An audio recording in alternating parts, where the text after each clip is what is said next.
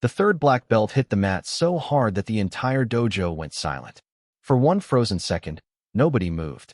The man standing over him wasn't supposed to be able to do that. He was a tired-looking single father in a faded work shirt, wearing borrowed training pants and a pair of cheap sandals beside the mat. And 30 seconds earlier, 3 black belts had been laughing at him. First day, one of them had asked. The man nodded.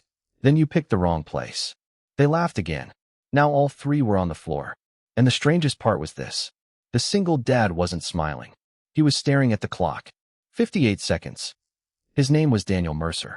He was 38, worked as an overnight auto mechanic, and had a 9-year-old daughter named Lily. Daniel hadn't walked into the dojo because he wanted to become a fighter. He came because Lily had started having nightmares. After losing her mother 2 years earlier, she had become afraid of being alone, even for a few minutes. One evening, Daniel found her sitting beside her bedroom door at 2 a.m., holding an old photograph of her mother. "Daddy," she whispered, "what if something happens to you too?" Daniel had no answer.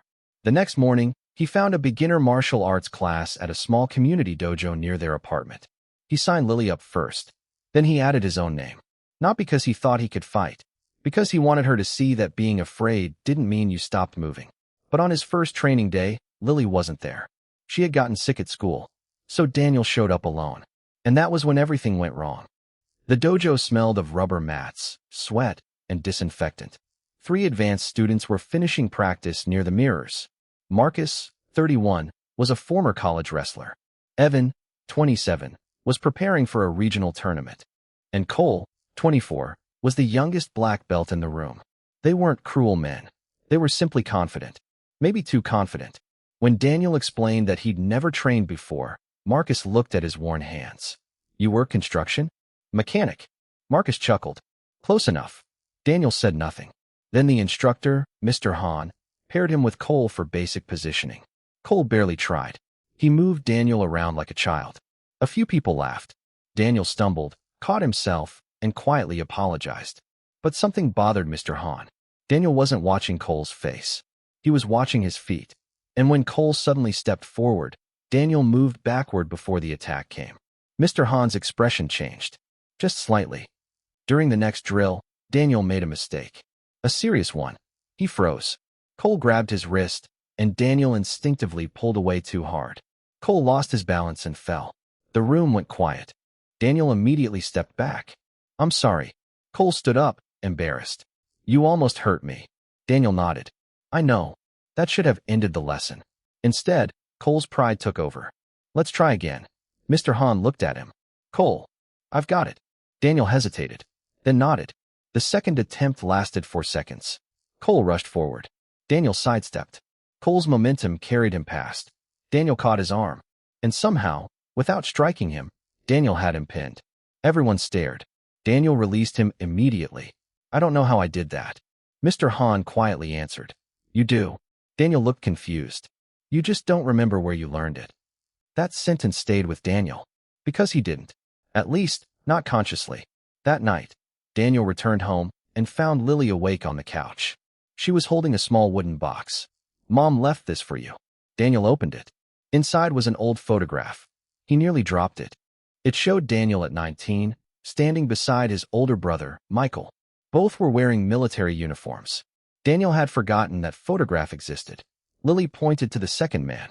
"That's Uncle Michael, right?" Daniel nodded. Michael had died overseas 20 years earlier. But the photograph wasn't what shocked him. On the back, in his brother's handwriting, were 6 words. "Teach Danny to stand, not fight." Daniel sat down. For the first time in years, he remembered. Before becoming a mechanic, before marriage, before Lily, he'd spent several years training in military defensive tactics with his brother. He hadn't practiced in almost 15 years. He'd buried that part of himself after Michael died. Not because he hated fighting, because he was afraid of remembering why he had learned. The next day, Daniel returned to the dojo. This time, the 3 black belts were waiting. Not to mock him, to test him. Mr. Hahn gave them 1 minute. "No punches," he said. "No kicks. Control only." Daniel looked uncomfortable. "I don't want to hurt anyone." Marcus smiled. "Neither do we." The timer started. Cole moved first. Daniel stepped aside. Marcus came from the left. Daniel turned. Evan grabbed his shoulder. Daniel dropped his weight. 3 movements. 3 reversals. Then suddenly, all 3 men were down. The clock stopped at 58 seconds. Nobody laughed. Daniel looked at his hands as though they belonged to somebody else. Mr. Han walked toward him. You trained before. Daniel shook his head. Not for a very long time. Marcus sat up. He wasn't angry. He looked almost embarrassed. Then he said something Daniel never expected. Can you show me how you did that? Daniel looked at him and smiled. Sure. Over the following weeks, something changed. Daniel still worked the night shift. He still came home exhausted. He still sometimes fell asleep at the kitchen table while helping Lily with homework. But he kept training, and the 3 black belts started training with him. Not because Daniel was stronger, because he reminded them why they had started. Cole learned patience. Evan learned humility. Marcus learned that strength wasn't always about winning. And Daniel learned something he had forgotten years ago. You can survive losing someone without losing everything they taught you. 3 months later, Lily stood beside Daniel on the dojo floor. It was her first class. She looked nervous. Daniel crouched beside her. You don't have to be fearless. Lily looked up. Then what do I have to be? Daniel smiled. Brave enough to take the next step. She reached for his hand. Together, they walked onto the mat.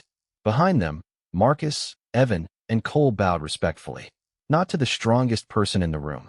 To the man who had reminded them what strength was actually for. Daniel had walked into that dojo hoping to protect his daughter. Instead, he discovered that some wounds don't disappear when you fight them. They heal when you finally stop running from them.